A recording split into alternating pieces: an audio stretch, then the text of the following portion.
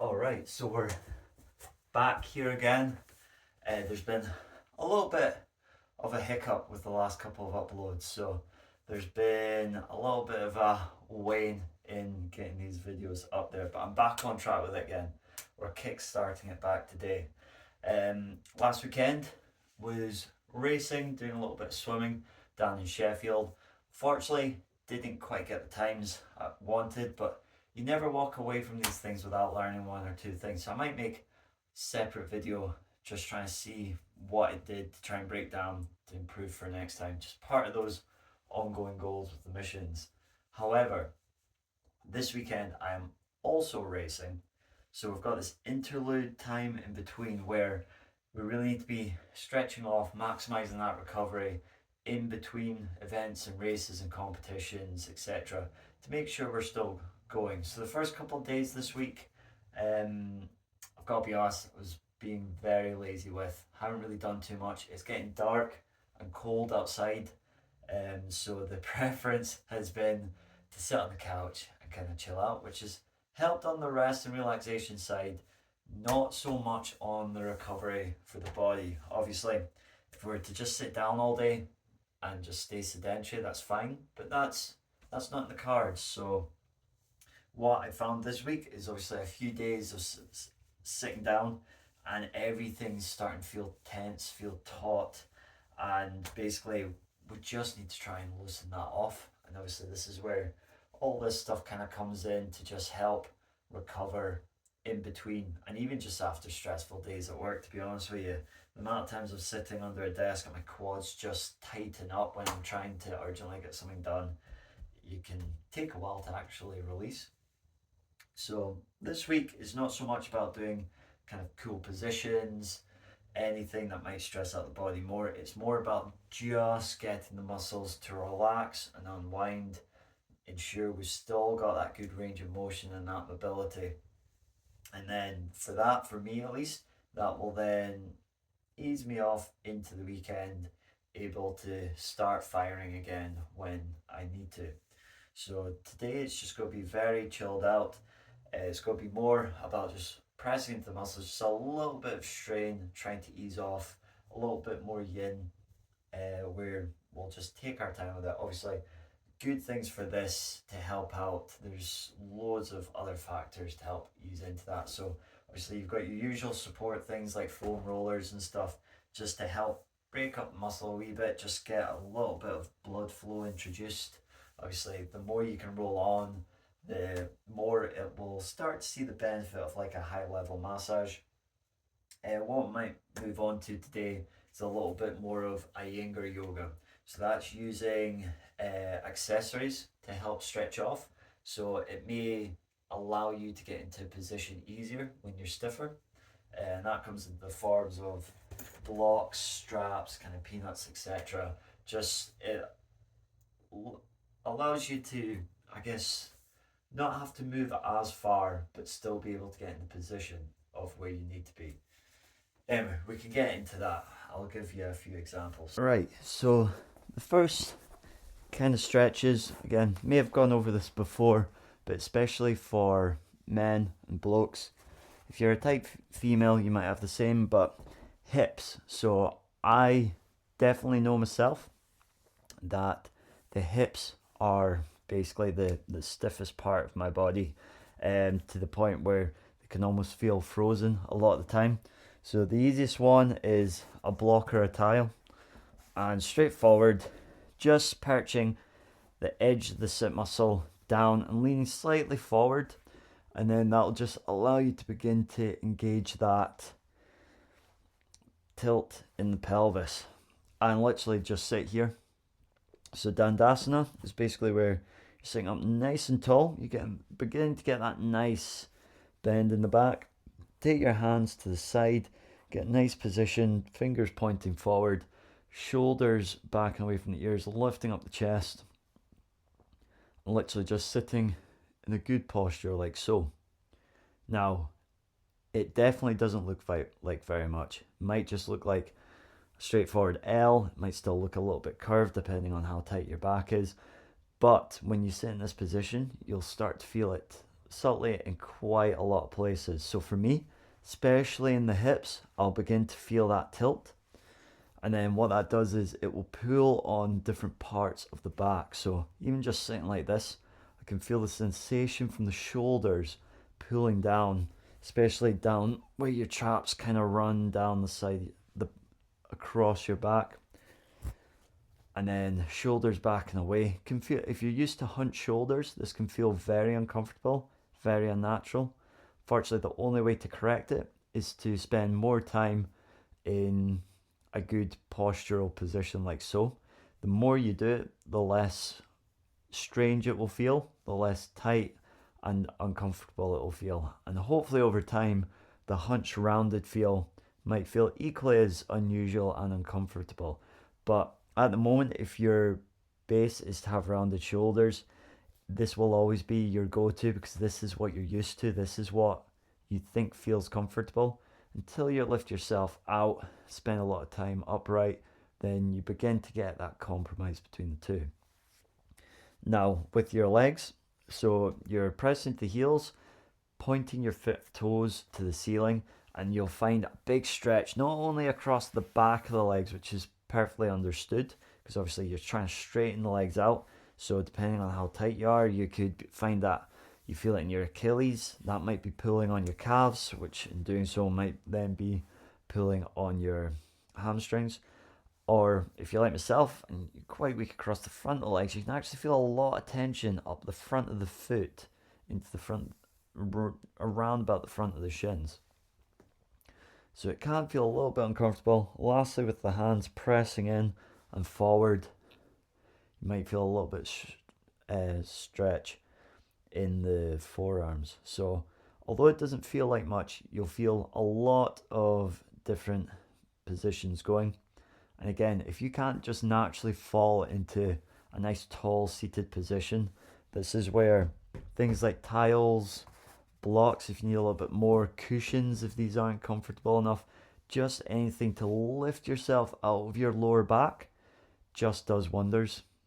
Even if you are a relatively flexible person, just having that support sometimes just takes all the onus out of yourself, just allows you to rely on something else for a change. So even just sitting like this for a little while is a good starting point. The absolute most basic version of doing some Iyengar. Again, similar to Yin, you can just sit here. The idea is to be in a position that's uncomfortable enough you can feel something happening, but comfortable enough that you could, if you had a gun to your head and let's say you were told you had to stay in that position for up to 5 minutes, you're relatively confident that you could do this without any sweat. At least that's my take on it. So for here, again, we could easily just sit here for 5 minutes, just let all the release happen. Obviously, then if that was feeling too uncomfortable, I could raise myself up a bit further onto a block. Well, I've not done one of these in a while. And it'll just force you extra tilt, extra pressure to get that tilt going. And remember, your body's not always going to feel the same. It depends what external stresses you've been placing on it that week. You could find you've been on holiday, sitting in a lounger all week, and that causes a lot of pressure on the back of the body. Or you could be at work, hunched over a desk. You could be out hiking with a backpack pulling away on your shoulders. And each time you come to do a little bit of recovery afterwards, it can feel completely different every time. Okay, so another straightforward one for this is using straps. Now these are really handy, not always necessary. You can still use your arms and your legs. You do have limbs that help, but if you're trying to find a comfortable position, these always come in handy. Now you don't always need to use a belt. You can use a tie. You could use, rather than a strap, a belt, an actual wearable belt. You could use a tea towel, anything that's just going to give you that length. And the most simple one, again, we're focusing mostly on the legs on a lot of this. A lot of the tightness I find generally stems from the legs. So if you can spend a lot of time, similar to gym work, spend a lot of time on the legs because they don't always get a lot of love, is it usually pays off dividends for everything else. So straightforward, just lying down, and then you have your feet pointing upwards, and you're literally just pressing into the top of the belt, or apologies, the strap. And then what you can do with your other hand is press down on the opposing leg. That ensures you're seated, you're staying grounded, and then at the same time, you're pushing up towards the ceiling. Now, this isn't always necessary. Obviously, if you were going to do it yourself, you could just hold on to your big toe and just press that ankle. But as you can see, it's relatively tight here, not quite straightening out. It can also cause a lot of pressure on the forearm, I find, especially into the shoulders, which are obviously, you're trying to pull down. It can cause a lot of strain coming up here. So again, if we're trying to go a bit more slower paced, we're not trying to, activate any nervous systems or anything, or any energetic systems. We're literally just thinking to ourselves that we're trying to relax the body, and in theory up to 5 minutes just easing into a position. Now, just pressing into this, I can already feel up the back of the legs. Obviously, I can get a good portion straighter on the leg as well. Literally just sitting here chilling out is a lot easier to do. The other advantage is if it's too much on one hand, you can use both hands. And then it's very easy to play around as well. Maybe you want to bring it over one side of the leg and you'll feel a stretch one way. Maybe taking it over, potentially getting to the floor to your side. Obviously, the more give you, or the more space you give the leg with the strap, the closer to the floor you might get. Especially if you're like me and you're relatively tight around the hips. Just chilling out here for a while. Probably couldn't do this just using my hands.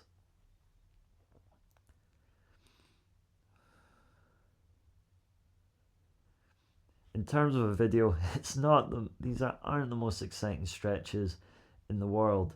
However, they are very helpful. So obviously, if you're needing to stretch out the back of the legs, if you do any sort of sport and especially your hamstrings are already in a shortened, constricted manner, you're not going to be able to get that full activation of the muscle. Also, more likely to lead to cramp, and it takes so much more work to try and lengthen again. So if you look at any sort of athletes, whether their best example is gymnasts who have to stay as long as possible, swimmers, runners, anything where you need to get from A to B as quick as possible, they're always trying to lengthen the muscle as much as they can. You can also swap hands if you need to.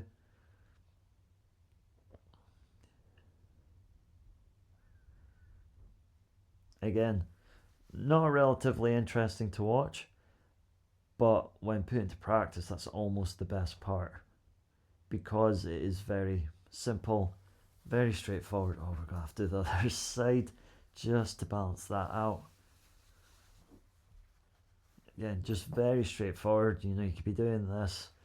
If you don't feel comfortable just staring at the ceiling, you could have phone in one hand if you're needing a distraction. You could have some music on. You could have the TV on if you can just about see it. However, there is a benefit to just taking your time, just beginning to zone out in a nice quiet area. The thing I like especially with these sort of movements where they are slower, they take less mental effort to think about, is you're more likely to kill two birds with one stone, and you'll gain that mindfulness as you go. Just being able to switch off the brain, just let it zone out for a little while, and it's amazing how much different you'll feel afterwards. And you'll still arguably get a better stretch this way, because if you're not actively having to do a stretch that you're having to put force into, put pressure into, strain, or put a lot of mental focus into, you're much more likely to relax. And if you relax, your muscles will begin to ease, soften, and lengthen. And ultimately, from an outward point of view, externally, that's exactly what we're after. And then you also get the benefit of mentally. You get some time to just enjoy, chill out, let the brain just decompress as well. And you can find yourself either more energized, more relaxed, ready for bed. I generally find if I stretch before bed, I actually get a better night's sleep. The amount of times over the years where I've woken up and it feels like I've been lying on gravel, and it's just because the lower back's so tight. And it's just simple movements like this, especially later on in the evening. We don't want to be activating our, energetic systems at all. We want to be using as little effort as possible, beginning to wind down.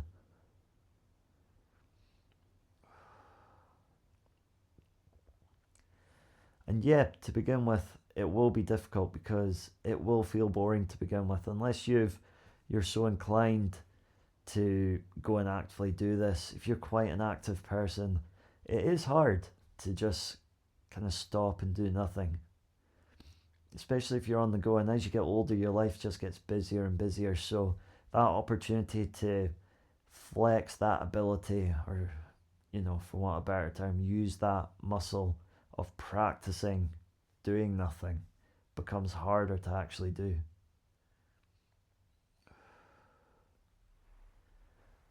But ironically, as we get older, it's probably something we need to do more of, especially if our lives are busier. But also, we've been on this planet for a long time. It can take its toll after a while if you don't just kind of stop and take stock. Not to make that sound too upsetting, of course.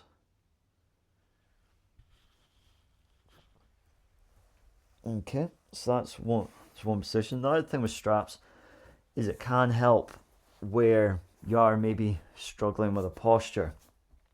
Just allows you a little, arguably, anything where you feel like your arms aren't quite long enough yet, that's usually where they come in handy. So the other one is if you're kind of leaning forward, you're not quite at a point where you can reach your leg. I've got quite long kind of gibbon arms, so it's relatively a bit easier bringing that foot in. There's other positions you can take where you take the strap. Might take a little bit of playing around to get to where you need it to. And you can take that around the leg, maybe getting it over the foot if you can. And then you can grab that instead if you can't quite reach the hand. And then that allows you to still gain that pressure and work towards bringing that foot to your hips. And it's surprising how little time, maybe a couple of days, couple of weeks, depending on your mobility, and you'll not actually need the straps afterwards. But just from an early point, or even if you're just trying to ease it off a little bit, so you want to lift the back foot up, but you still need that back tension to keep it in place. Just having a little strap there just to hold on allows you to lean a little bit forward. It's all going well, bring it right in, but if you have to then sit up to bring that towards you, you don't get that chance to also lean forward and be getting that nice stretch down the front of the hip into the hip flexors. And then you can then change it around, make it a bit more dynamic if you want. So as you lift up, if you are really tight, you might come up, slowly lift that heel towards you, and then lowering back down again. Again, if you do this in time with the breath, breathing in, and then breathing out, you can turn it into a little bit of an active sort of meditation. just following in time with the breath.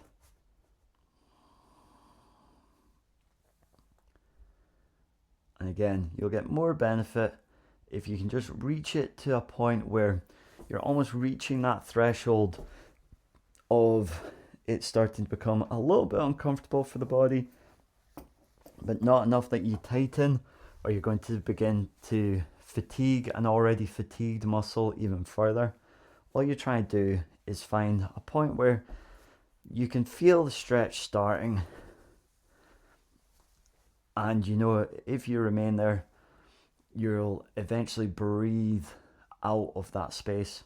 So for instance, for myself, it's just tonight, it's just coming up enough that I can start to feel it across the front of the leg, but it's not enough that it feels like I'm really forcing that muscle, because if it's already fatigued and feeling sore, there's not too much you can do with it. Anything else you do, if you're pushing it too much, will just begin to tighten it further, and that's not what we're looking for today.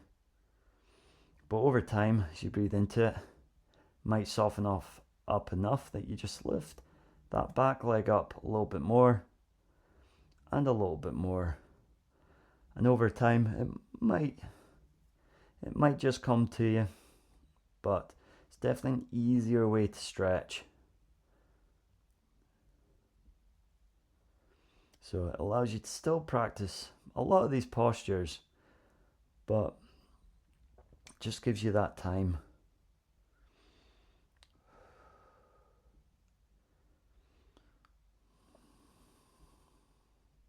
Sometimes, especially now that I'm a little bit older, these are sometimes kind of the hardest things to be aware of. Is you're so used to kind of push, especially if you're trying to do anything physical, that when it comes to actually the recovery side of it, that ability to yield into a posture, or just yield into something, an asana or some sort of stretch that will ultimately make you feel better. It's hard not to just push into those stretches as well.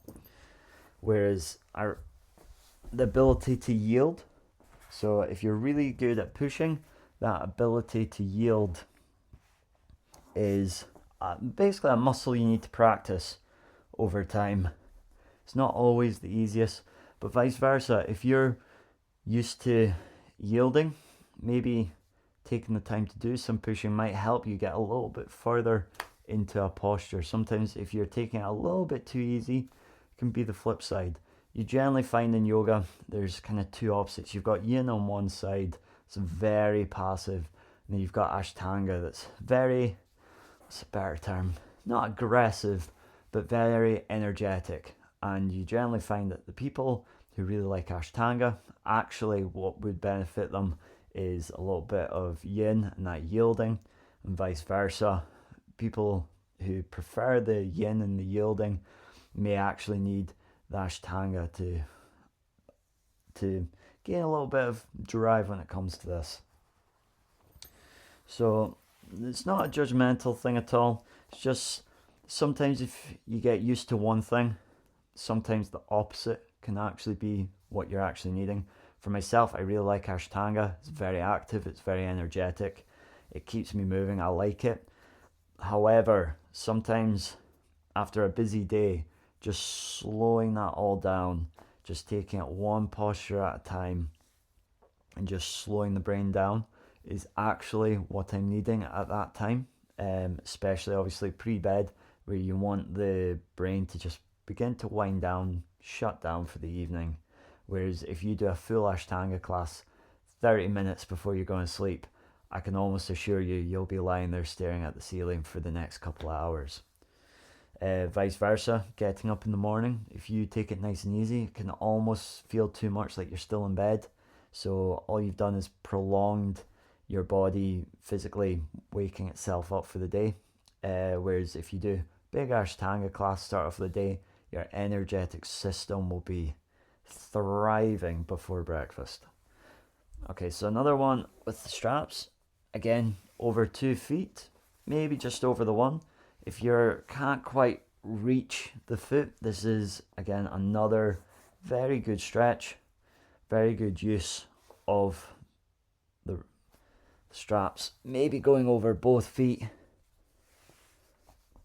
and just allowing you to pull. And then the advantage you have here as well is if you've got a bit of resistance now, so a lot of people might spend the time just grabbing onto their shins or their ankles, which is good. However, when you've physically got the strap there, you can use that as a bit of resistance to help pull you forward as well. So not only are you straightening out the legs, but you can use a little bit of resistance, activating the arms to pull yourself forward. And that might allow you to fold forward a little bit further. And obviously here we've combined the strap with the tile. Pull ourselves down.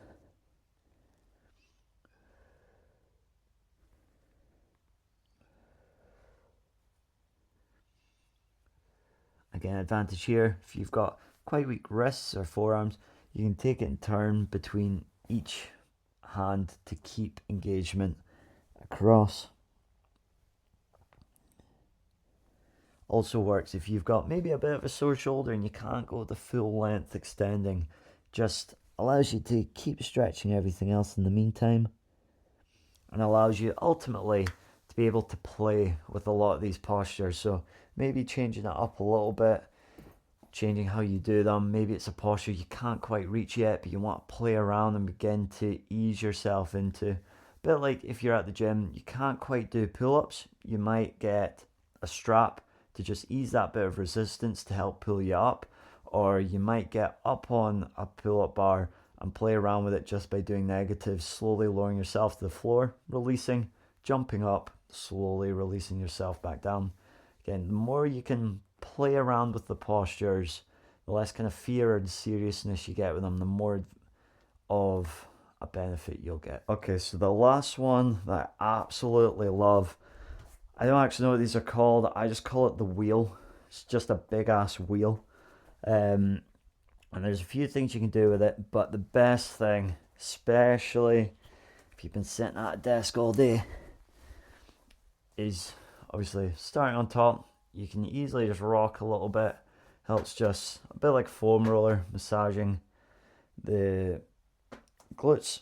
Otherwise, you can come forward, and this is always the best feeling, is using it to stretch out the back.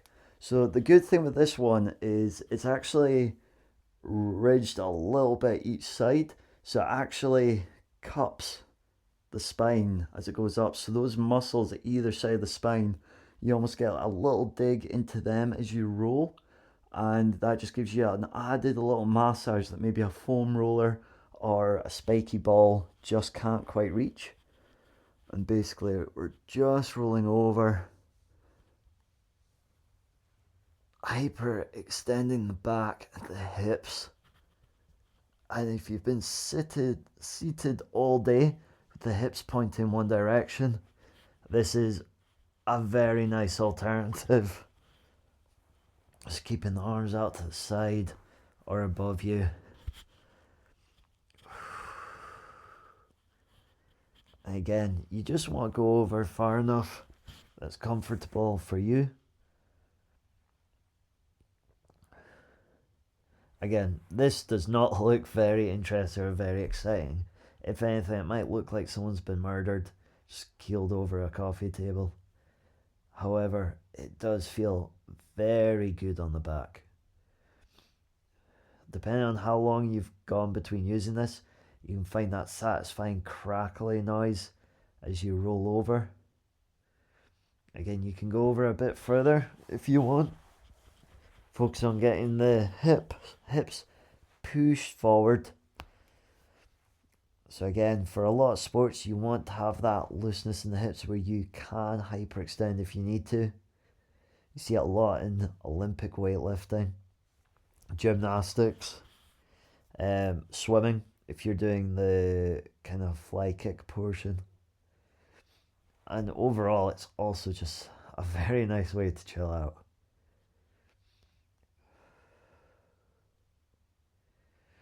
It's weird as well, because sometimes I find this actually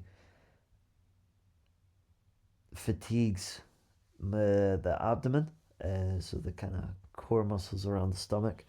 I'm not quite sure exactly why that is. I don't know if it's because the hyperextension, you're stretching them out and they're used to being quite constricted, and so they kind of fatigue a bit quicker as they're easing out, or if because they're like a wall of muscle, is in order to kind of break them apart and stretch them out, it's a different movement to what they're naturally inclined to do.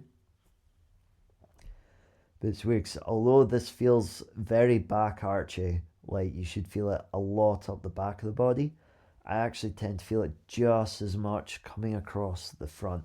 Not so much in like the chest and um, upper body region, apart from the back of the body, but especially across the mid to lower front of the torso, you can feel that quite a bit.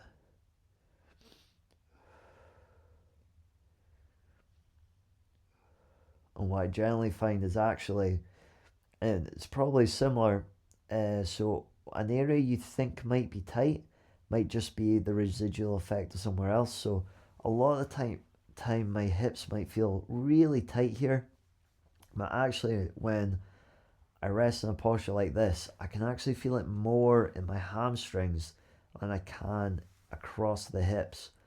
And that's probably because the hamstrings are just so tight that they're pulling down on the hips, which means my hips don't get that flexion movement, and it just results in stiffer, more frozen hips. But it's not actually the hips that could be the problem in this specific scenario. So, although when sitting sedentary moving around, it's like, oh, the hips aren't quite moving, they must be really stiff. It could actually just be an interconnecting muscle that connects to where you think it's stiff that's actually causing the issues.